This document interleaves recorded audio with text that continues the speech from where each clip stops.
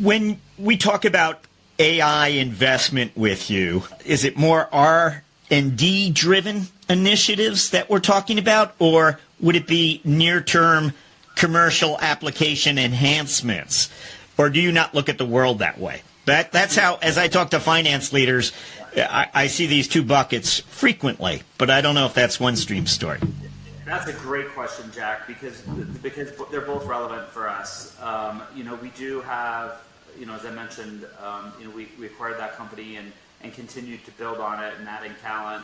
I mean, the nice thing about us being based in Michigan is,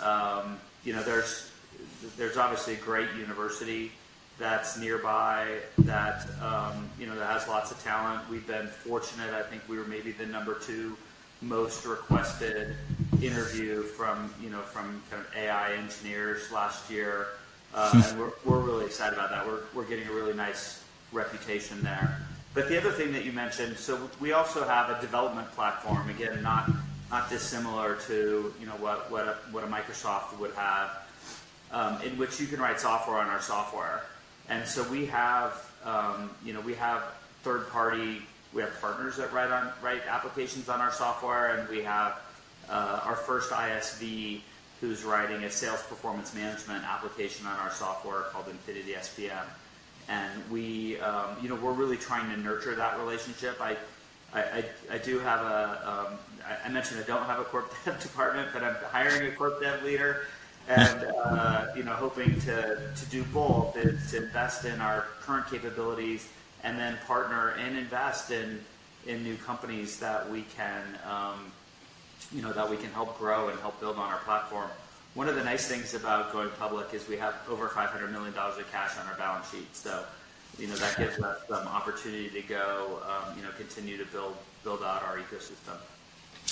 Now, the typical question I would ask is, how do you evaluate and measure the ROI on AI investments? And I think you already touched on part of the answer, but I'm wondering if you can boil it down to us and whether you felt the need to sort of modify past approaches here because of the uniqueness of some of the technology. What would you share with us?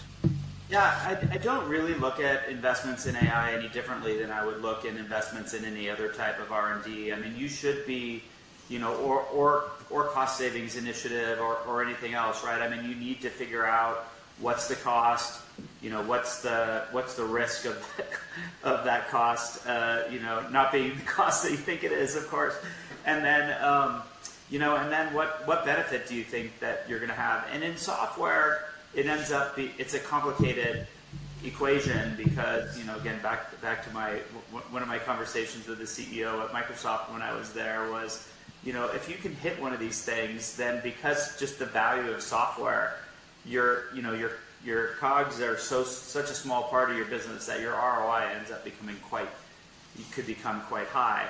And so then you're trying to balance, you're trying to figure out what your cost envelope is and kind of what the investments are that then have the highest ROI, and then you try to stack rank those and invest in the ones that have the highest probability, have the best opportunity for product market fit, and make those investments accordingly. And obviously AI is a really exciting growth opportunity for us right now. We feel like we've got a really good product in market that we can build around, and continue to enhance customer value. We're trying to figure out how we can get, AI, as you probably know, costs a lot, just because of the training and the like that you have to do on your models. And so working to try to figure out how we can lower that cost to increase the opportunity and the market, the market opportunity that we have out there, with not just big companies, but middle market companies as well.